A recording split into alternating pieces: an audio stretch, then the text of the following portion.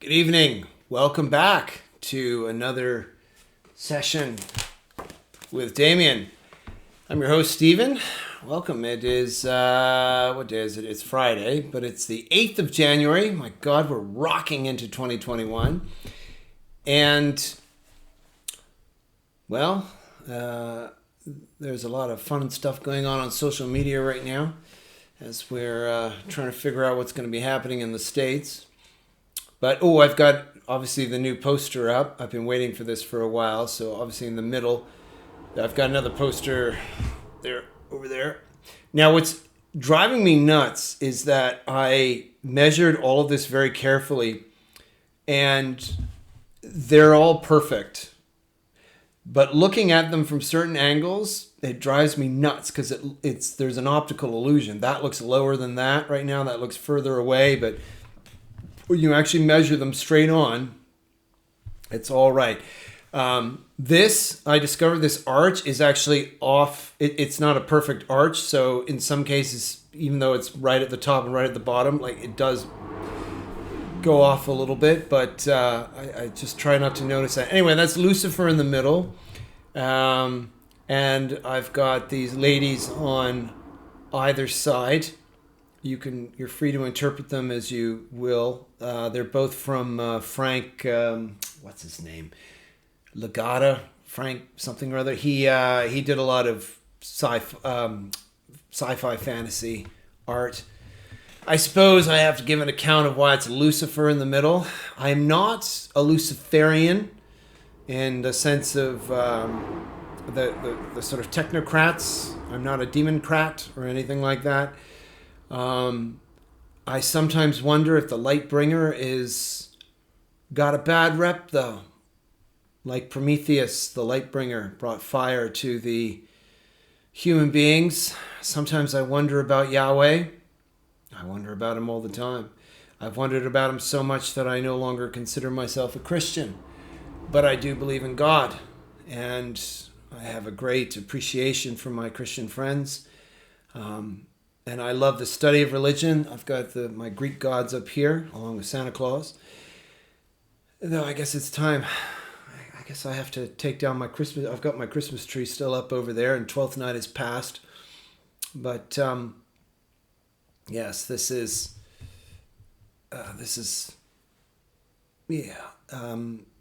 where I'm at in my mind. Let people interpret it as they will. Anyway. I'm not feeling particularly articulate tonight, even though I've used the word particularly like several times already. It's Friday. Let's keep going with chapter 4, Beatrice. Beatrice. I knew a girl at my school in Canada years ago. Beatrice. I won't say her last name because we get like doxing and everything. I live in Bermuda. Okay, I don't care if you dox me eventually. I'm Stephen Notman. No big deal. Beatrice Moreno de la Cova. That's her name. Beautiful, beautiful girl. But anyway.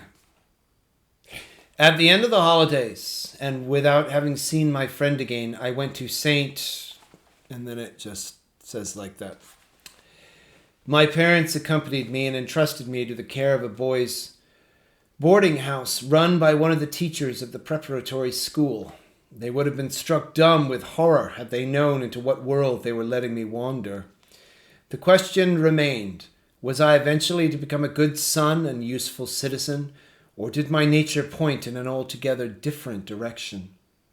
My last attempt to achieve happiness in the shadow of the paternal home had lasted a long time, had on occasion almost succeeded, but had completely failed in the end. The peculiar emptiness and isolation that I came to feel for the first time after confirmation, oh, how familiar it was to become afterwards, this desolate thin air, passed only very slowly. My leave-taking from home was surprisingly easy. I was almost ashamed that I did not feel more nostalgic. My sisters wept for no reason. My eyes remained dry. I was astonished at myself. I had always been an emotional and essentially good child. Now I had completely changed. I behaved with utter indifference to the world outside, and for days on end voices within preoccupied me, inner streams, the forbidden dark streams that roared beneath the surface. I had grown several inches in the last half year, and I walked lanky and half-finished through the world. I had lost any charm I might ever have had, and felt that no one could possibly love me the way I was. I certainly had no love for myself. Often I felt a great longing for Max Demian, but no less often I hated him, accusing him of having caused the impoverishment of my life that held me in its sway like a foul disease. I was neither liked nor respected in my boys' boarding house. I was teased to begin with, then avoided and looked upon as a sneak and an unwelcome oddity. I fell in with this role, even exaggerated it, and grumbled myself into a self-isolation that must have appeared to outsiders like permanent and masculine contempt of the world, whereas in truth I often secretly succumbed to consuming fits of melancholy and despair. Wow. In school, I managed to get by on the knowledge accumulated in my previous class. The present one lagged somewhat behind the one I had left, and I began to regard the students in my age group contemptuously as mere children. It went on like this for a year or more. The first few visits back home left me cold. I was glad when I could leave again. It was the beginning of November.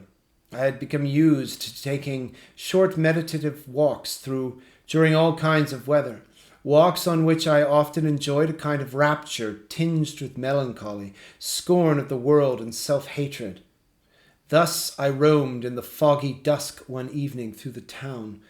The broad avenue of a public park stood deserted, beckoning me to enter. The path lay thickly carpeted with fallen leaves, which I stirred angrily with my feet. There was a damp, bitter smell, and distant trees, shadowy as ghosts, loomed huge out of the mist. I stood irresolute at the far end of the avenue, staring into the dark foliage. I greedily breathed the humid fragrance of decay and dying, to which something within me responded with greeting. Someone stepped out of one of the side paths, his coat billowing as he walked. I was about to continue when a voice called out, "Hello, Sinclair." He came up to me. It was Alphonse Beck, the oldest boy in our boarding house. I was always glad to see him, and nothing against him except that he treated me, and all others who were younger, with an element of ironic and avuncular condescension. He was reputed to be strong as a bear and to have the teacher in our house completely under his thumb. He was the hero of many a student rumor. "Well, what do we have here?" he called out affably in that tone the bigger boys affected when they occasionally condescended to talk to one of us. "I'll bet anything you're making a poem." "Wouldn't think of it," I replied brusquely. He laughed out loud, walked beside me, and made small talk in a way I hadn't been used to for a long time. "You don't need to be afraid that I wouldn't understand, Sinclair. There is something to walking with autumnal thoughts through the evening fog. One likes to compose poems at a time like that, I know. About moribund nature, of course, and one's lost youth, which resembles it. Heinrich Heine, for example." "I'm not as sentimental as all that," I defended myself. "All right, let's drop the subject. But it seems to me that in weather like this a man does the right thing when he looks for a quiet place where he can drink a good glass of wine or something. Will you join me? I happen to be all by myself at the moment. Or would you rather not? I don't want to be the one who leads you astray, mon vieux. That is, in case you happen to be the kind that keeps to the straight and narrow." Soon afterwards, we were sitting in a small dive at the edge of town, drinking a wine of doubtful quality and clinking the thick glasses. I didn't much like it to begin with, but at least it was something new. Soon, however, unused to wine, I became very loquacious. It was as though an interior window had opened through which the world sparkled.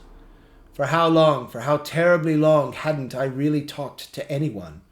My imagination began to run away with me, and eventually I even popped out with the story of Cain and Abel. Beck listened with evident pleasure. Finally, here was someone to whom I was able to give something. He patted me on the shoulder, called me one hell of a fellow, and my heart swelled ecstatically at this opportunity to luxuriate in the release of a long pent-up need for talk and communication, for acknowledgement from an older boy.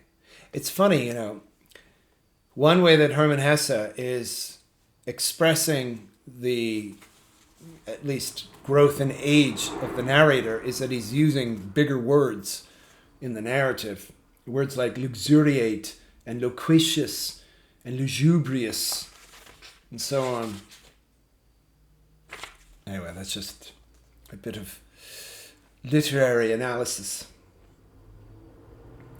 When he called me a damned clever little bastard, the words ran like sweet wine into my soul. The world glowed in new colors. Thoughts gushed out of 100 audacious springs. The fire of enthusiasm flared up within me. We discussed our teachers and fellow students, and it seemed to me that we understood each other perfectly.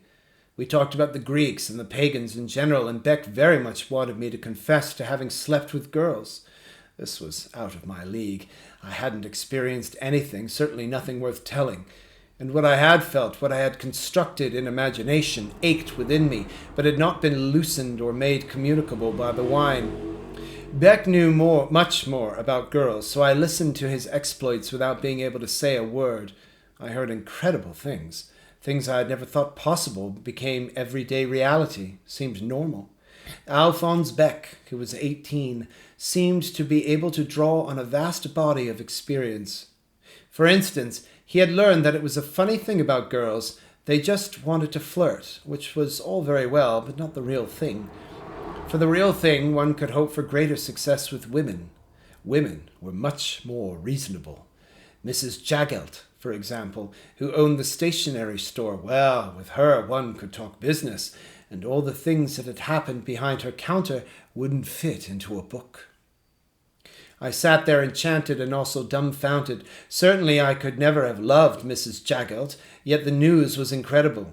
There seemed to be hidden sources of pleasure, at least for the older boys, of which I had not even dreamed. Something about it didn't sound right, and it tasted less appealing and more ordinary than love, I felt, was supposed to taste, but at least this was reality. This was life and adventure, and next to me sat someone who had experienced it, to whom it seemed normal. Once it had reached this height, our conversation began to taper off. I was no longer the damned clever little bastard. I'd shrunk to a mere boy listening to a man. Yet all the same, compared with what my life had been for months, this was delicious. This was paradise. Besides, it was, as I began to realize only gradually, very much prohibited from our presence in the bar to the subject of our talk. At least for me it smacked of rebellion. I can remember that night with remarkable clarity. We started on our way home through the damp past gas lights dimly lighting the late night. For the first time in my life I was drunk. It was not pleasant. In fact, it was the most painful. Yet it had something, a thrill, a sweetness of rebellious orgy that was life and spirit. Beck did a good job taking charge of me, even though he cursed me bitterly as a bloody beginner, and half led, half carried me home. There he succeeded in smuggling me through an open window in the hallway. The sober reality to which I awoke after a brief death-like sleep coincided with a painful and senseless depression. I sat up in bed still wearing my shirt. The rest of my clothes strewn about on the floor reeked of tobacco and vomit. Between fits of headache, nausea, and a raging thirst, an image came to mind which I had not viewed for a long time. I visualized my parents' home, my home, my father and mother, my sisters, the garden. I could see the familiar bedroom, the school, the marketplace, could see Demian and the confirmation classes. Everything was wonderful, godly, pure, and everything, all of this, as I realized now, had still been mine yesterday, a few hours ago, had waited for me. Yet now, at this very hour, everything looked ravaged and damned, was mine no longer, rejected me, regarded me with disgust.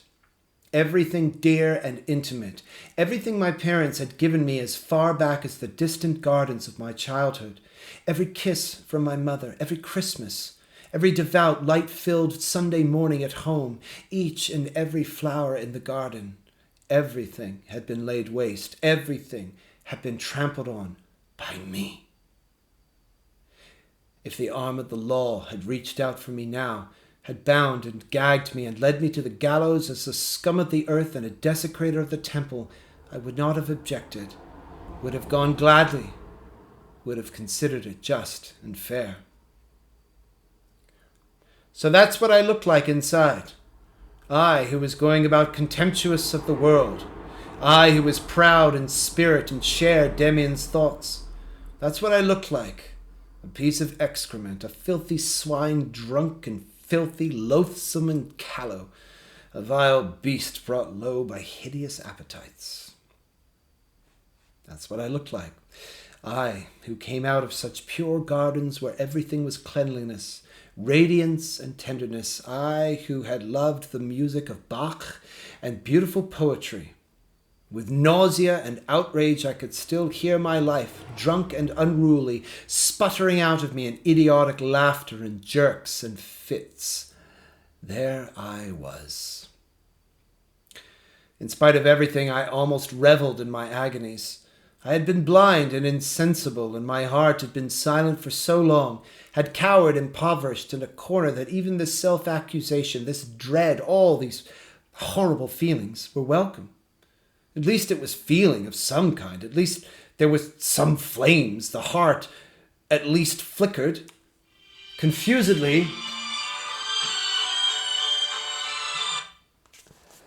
that's my friend Paul. Confusedly, I felt something like liberation amid my misery.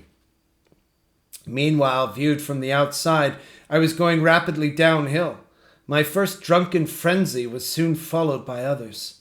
There was much going to bars and carousing in our school. I was one of the youngest to take part, yet soon enough I was not merely a fledgling whom one grudgingly took along. I had become the ringleader and star, a notorious and daring bar crawler. Once again I belonged entirely to the world of darkness and to the devil, and in this world I had the reputation of being one hell of a fellow. Nonetheless, I felt wretched. I lived in an orgy of self-destruction, and while my friends regarded me as a leader and as a damned sharp and funny fellow, deep down inside my soul grieved. I can still remember tears springing to my eyes when I saw children playing in the street on Sunday morning as I emerged from a bar, children with freshly combed hair and dressed in their Sunday best.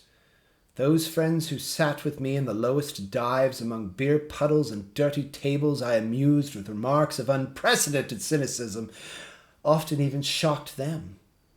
Yet in my innermost heart, I was in awe of everything I belittled and lay weeping before my soul, my past, my mother, before God.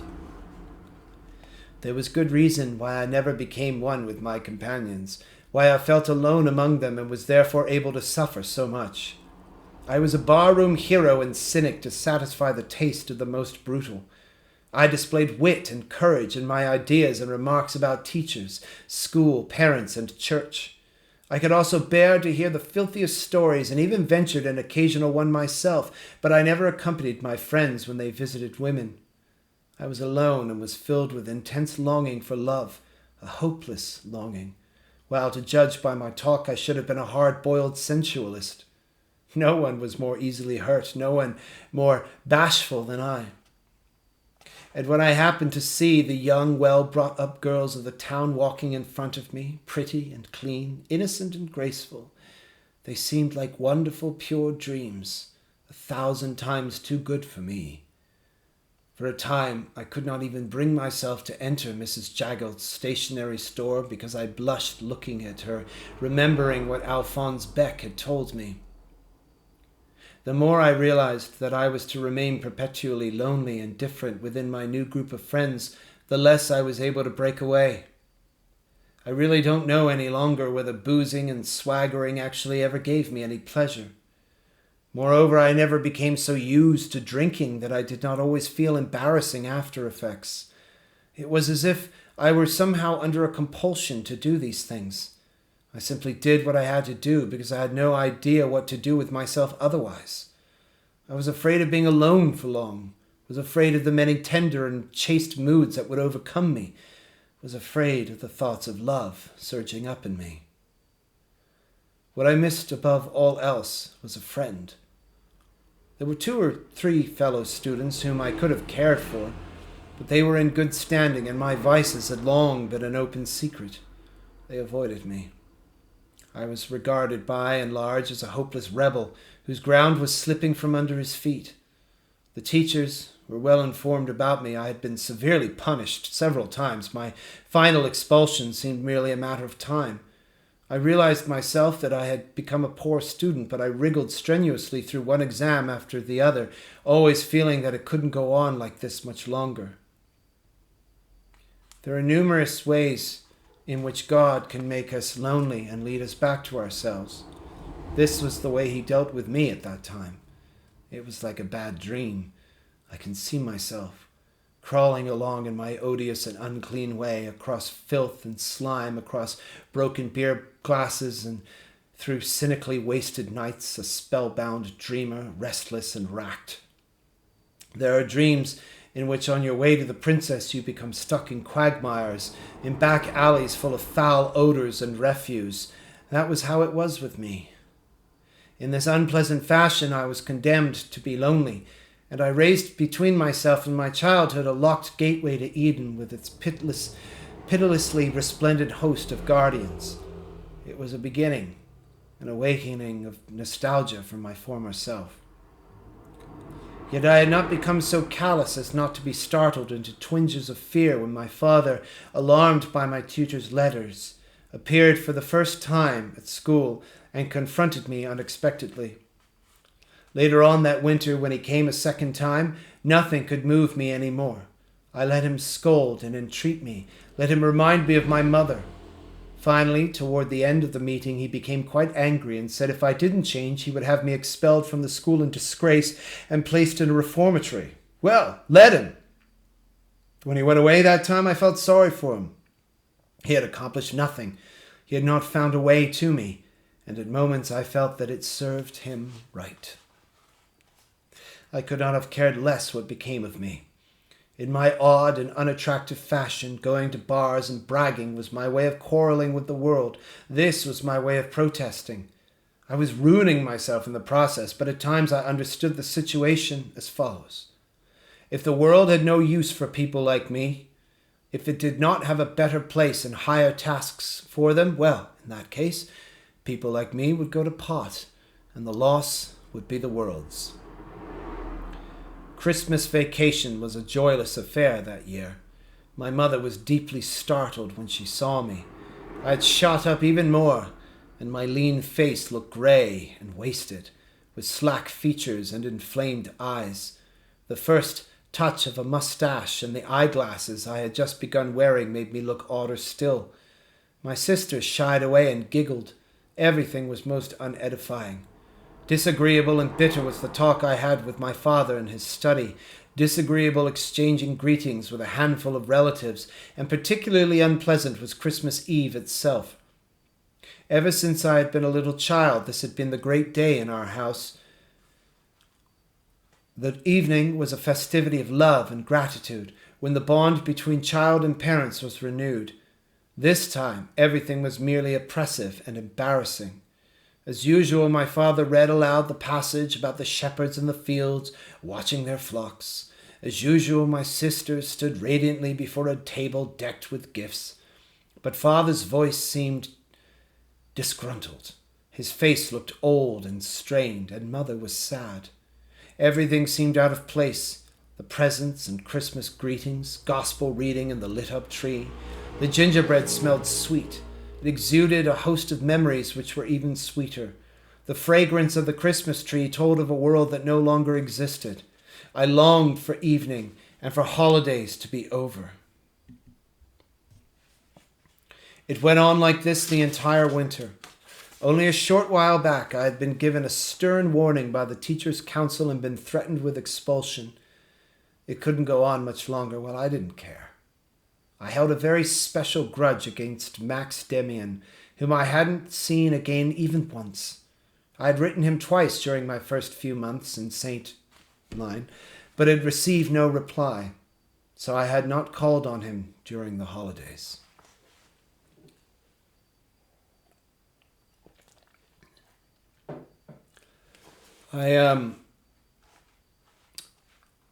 This book is resonating with me a lot.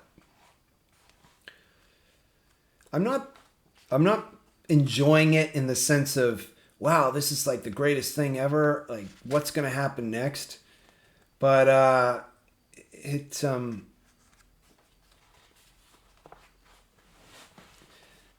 the choice and the things he's talking about, I maybe you do too. I don't know.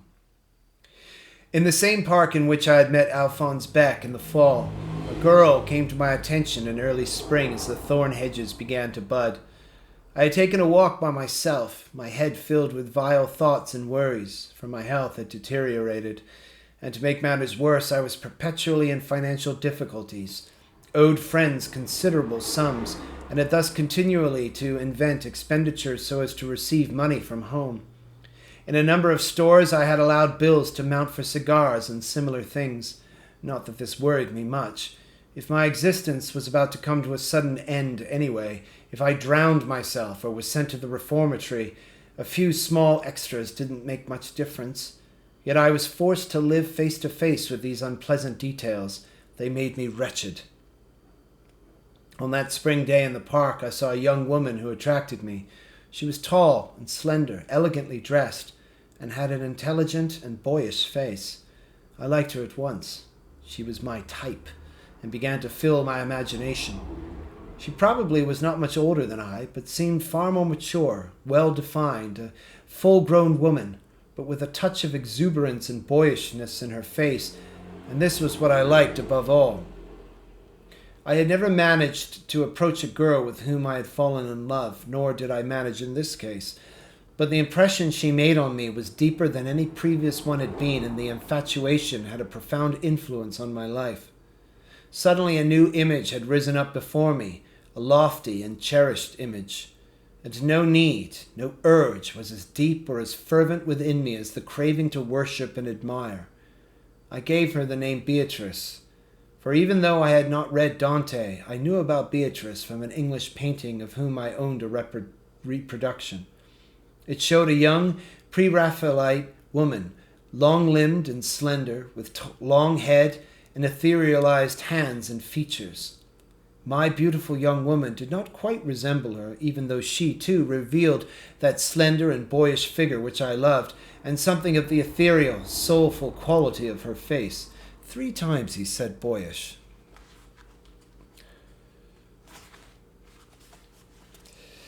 Although I never addressed a single word to Beatrice, she exerted a profound influence on me at that time. She raised her image before me. She gave me access to a holy shrine. She transformed me into a worshipper in a temple. From one day to the next, I steered clear of all bars and nocturnal exploits. I could be alone with myself again and enjoyed reading and going for long walks. My sudden conversion drew a good deal of mockery in its wake. But now I had something I loved and venerated.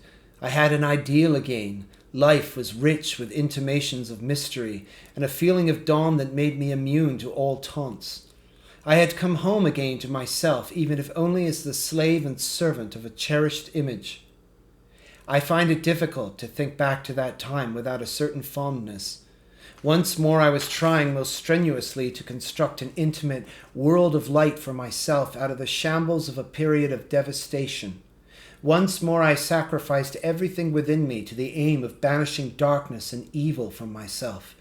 And furthermore, this present world of light was to some extent my own creation. It was no longer an escape, no crawling back to mother in the safety of irresponsibility. It was a new duty, one I had invented and desired on my own, with responsibility and self-control. My sexuality, a torment from which I was in constant flight, was to be transfigured into spirituality and devotion by this holy fire. Everything dark and hateful was to be banished.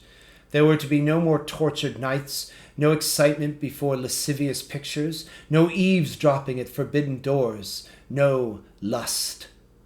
In place of all this, I raised my altar to the image of Beatrice, and by consecrating myself to her, I consecrated myself to the Spirit and to the gods, sacrificing that part of life which I withdrew from the forces of darkness to those of light.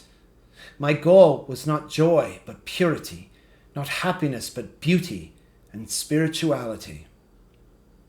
This cult of Beatrice completely changed my life. Yesterday, a precocious cynic. Today, I was an acolyte whose aim was to become a saint. I not only avoided the bad life to which I had become accustomed, I sought to transform myself by introducing purity and nobility into every aspect of my life. In this connection, I thought of my eating and drinking habits, my language and dress. I began my mornings with cold baths, which cost me a great effort at first. My behavior became serious and dignified. I carried myself stiffly and assumed a slow and dignified gait.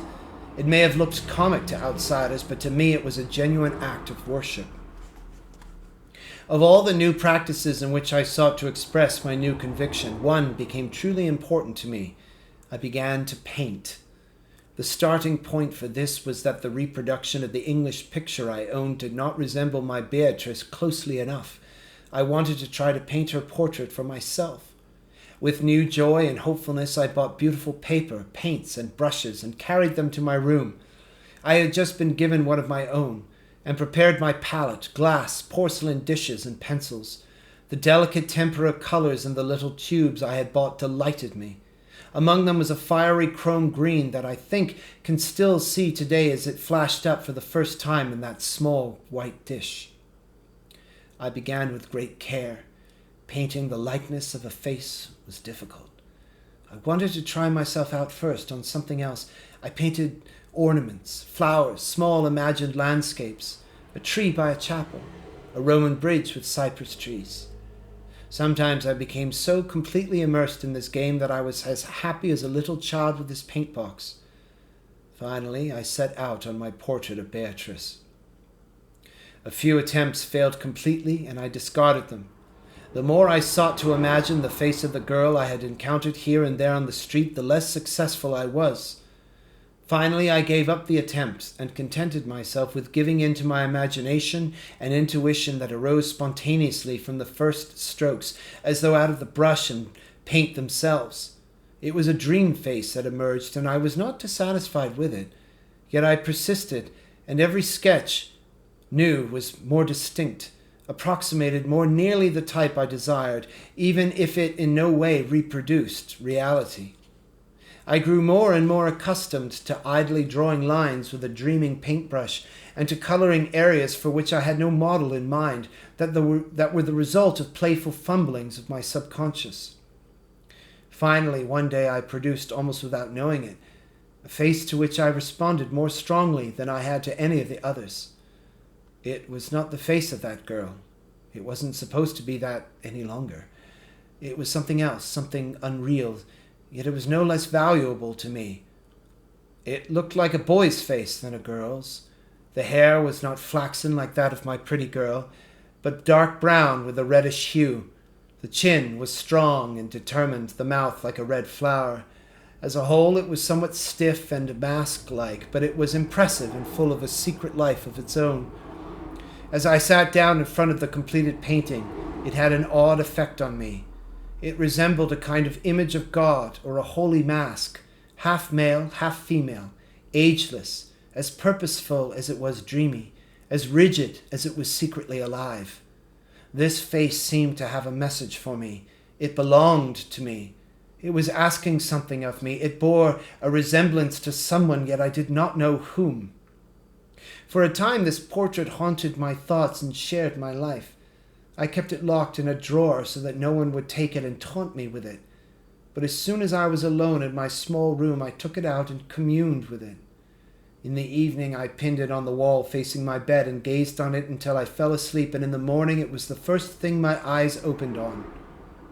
It was precisely at this time that I again began having many dreams, as I had always had as a child. It felt as though I had not dreamed for years.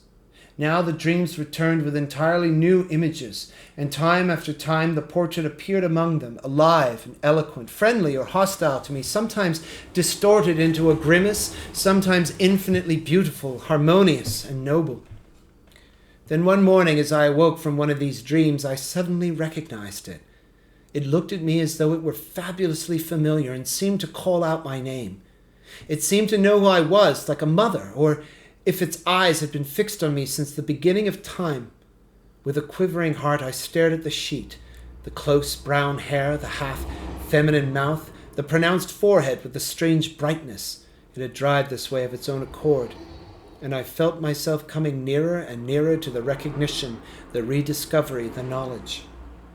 I leapt out of bed, stepped up to the face, and from inches away looked into its wide-open, greenish, rigid eyes, the right one slightly higher than the left. All at once the right eye twitched, ever so faintly and delicately, but unmistakably, and I was able to recognize the picture. Why had it taken me so long? It was Demian's face. Later, I often compared the portrait with Demian's true features as I remembered them. They were by no means the same, even though there was a resemblance. Nevertheless, it was Demian. Once the early summer sun slanted oblique and red into a window that faced westward. Dusk was growing in my room. It occurred to me to pin the portrait of Beatrice or Demian at the window crossbar and to observe the evening sun shine through it.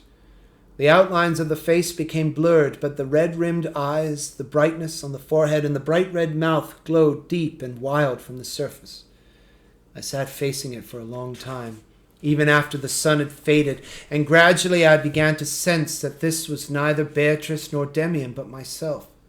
Not that the picture resembled me, I did not feel that it should, but it was what determined my life. It was my inner self, my fate, or my daemon.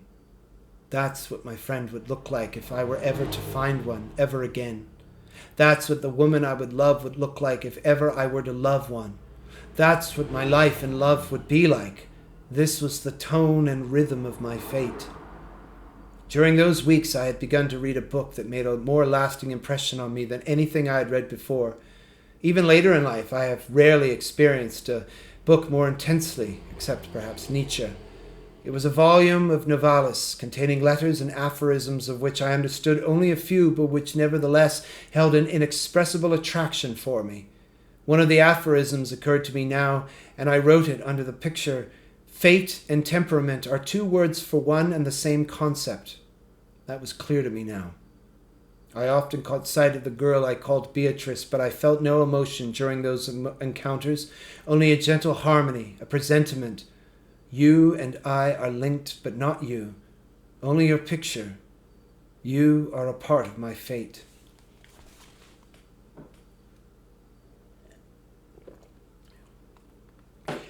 My longing for Max Demian overwhelmed me again. I had had no news of him for years. Once I had met him during a vacation. I realized now that I suppressed this brief encounter in my notes, and I realized that it was done out of vanity and shame. I have to make up for it. Thus, during one of my holidays, as I strolled through my hometown, wearing the blasé, always slightly weary expression of my bar-crawling days, peering into the same old despised faces of the Philistines, I saw my former friend walking toward me. I had hardly seen him when I flinched. At the same moment I could not help thinking of Franz Cromer. If only Demian had really forgotten that episode. It was so unpleasant to be obligated to him. It was actually a silly children's story, but an obligation nonetheless. He appeared to wait. Would I greet him? When I did so as casually as possible, he stretched out his hand. Yes, that was his grip. As firm, warm, yet cool, and virile as ever. He scrutinized my face and said, "You've grown, Sinclair." He himself seemed quite the same, as old or as young as ever. He joined me and we took a walk, but talked of only inconsequential matters. It occurred to me that I had written him several times without getting a reply. I hoped that he'd forgotten that too, those stupid letters. He did not mention them. At that time, I had not yet met Beatrice, and there was no portrait. I was still in the midst of my drunken period. At the outskirts of town, I asked him to join me for a glass of wine, and he did so. At once I made a big show of ordering a whole bottle, filled his glass, clinked mine with his, and displayed my great familiarity with student drinking customs by downing the first glass in one swallow. "You spend a lot of time in bars, do you?" he asked. "Well, yes," I replied. "What else is there to do? In the end, it's more fun than anything else." "You think?" "Maybe so. One part of it is, of course, very fine, the intoxication, the bacchanalian element. But I think most people that frequent bars have lost that entirely. It seems to me that going to bars is something genuinely Philistine. Yes, for one night, with burning torches, a real wild drunk. But again and again, one little glass after the other, I wonder whether that's the real thing or not. Can you see Faust sitting night after night, stooped over the bar?" I took a swallow and looked at him with hostility. "Well, not everybody's Faust," I said curtly. He looked at me, somewhat taken aback. Then he laughed at me in his old lively and superior fashion. "Let's not fight over it. In any case, the life of a drunk is presumably livelier than that of the ordinary well-behaved citizen. And then, I read that once somewhere, the life of a hedonist is the best preparation for becoming a mystic. People like St. Augustine are always the ones that become visionaries. He, too, was first a sensualist and man of the world." I distrusted him and didn't want him to gain the upper hand under any circumstance, so I said superciliously, "Well, everyone to their own taste. As for me, I've no ambition to become a visionary or anything of the sort." Demian gave me a brief, shrewd look out of half-closed eyes. "My dear Sinclair," he said slowly, "I didn't intend to tell you anything disagreeable. Besides, neither of us knows why you happen to be drinking wine at this moment. That which is within you and directs your life knows already. It's good to realize that within us there is someone who knows everything, wills everything, does everything better than we ourselves. But excuse me, I must go home." We exchanged brief goodbyes. I stayed on moodily and finished the bottle.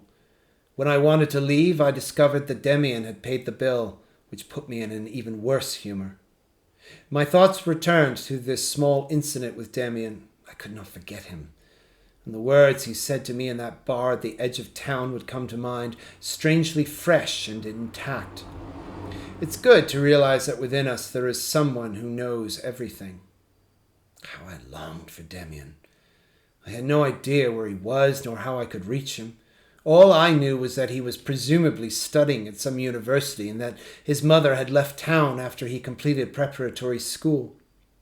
I tried to remember whatever I could of Max Demian, reaching back as far as the Cromer episode. How much of what he had said to me over the years returned to mind, was still meaningful today, was appropriate and concerned me.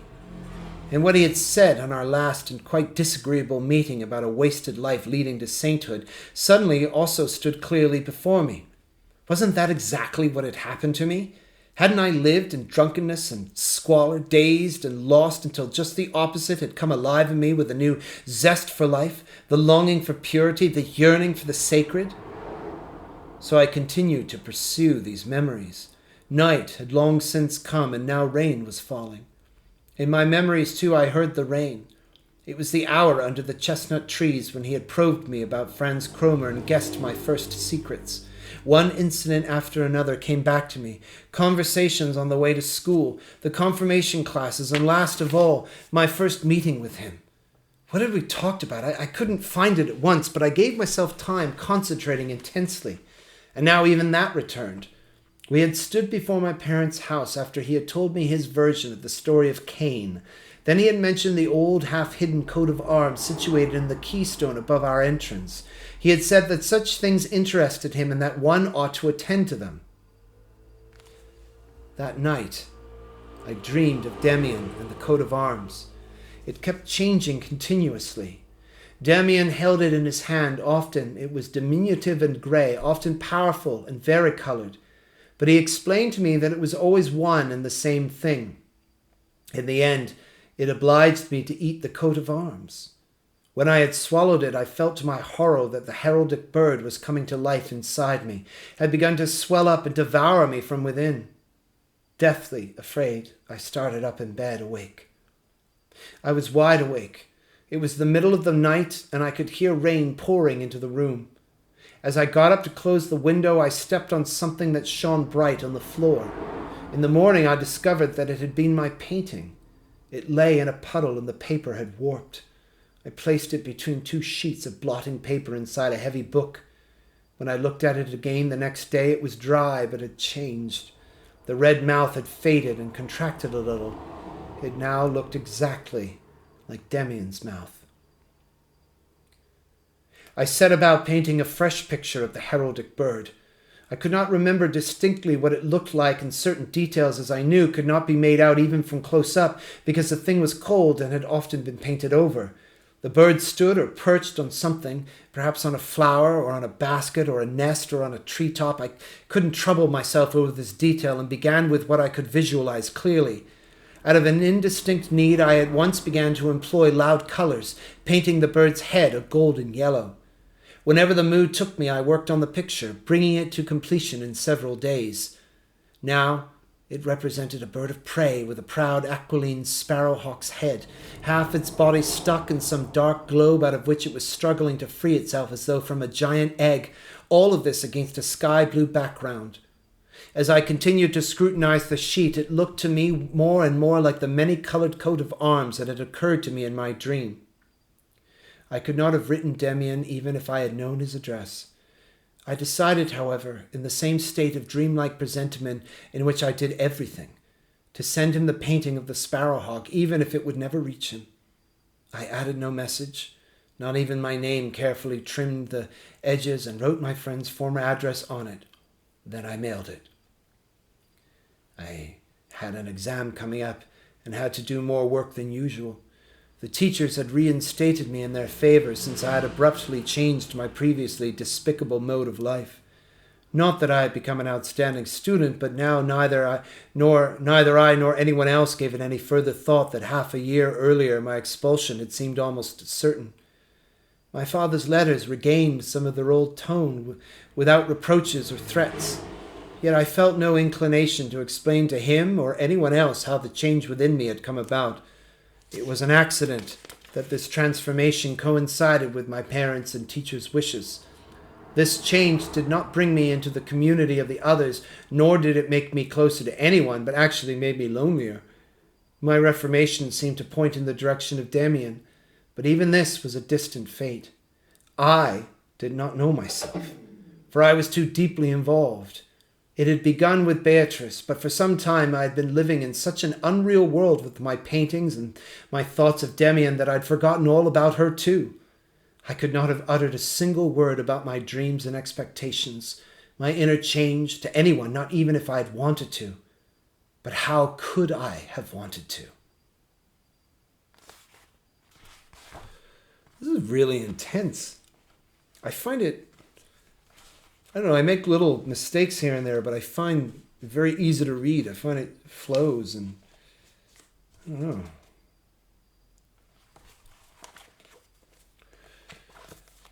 That's it for tonight. I hope you enjoyed it. If any of you want to, subscribe or anything, I don't make any money out of this. In Bermuda, I can't even, I don't even think in Bermuda we can be monetized. I think there's something holding. I could probably find a way around it, but I don't know anything about tech. If you want to subscribe, feel free. I've never said that before. Or if you want to share any of your thoughts, like I said, I don't know anything about this book. I wanted to read something from my friend Paul, and Herman. I had this, and I had 2 other ones on my bookshelf. I can't even think what they're called now. They're lesser known ones. It's not Steppenwolf or Siddhartha. It's the something and something, the Pearl or something or other. But I went for this, and I'm enjoying it. Yeah. I like it because, well, I had this friend this year who is gay. He's married to this other guy, and I'm not gay. I've always been a theater kid. Sometimes people accuse me of it, but no, it's, yeah. I'll admit that while I'm exclusively attracted physically to women, I will say that the only really emotional commitments I've ever had where I felt somebody truly knew me has been other men. Maybe in this world that's called closeted or something, but I don't know. Maybe that's just the nature of friendship. I don't, the world has become very strange and conflicting in information about how to adjudicate these sorts of relationships. But just his attachment to another person in this way that is non-sexual but still attractive, very much represents how I feel about my friend that I knew this year, who I'm still in touch with. Obviously, we live in different countries.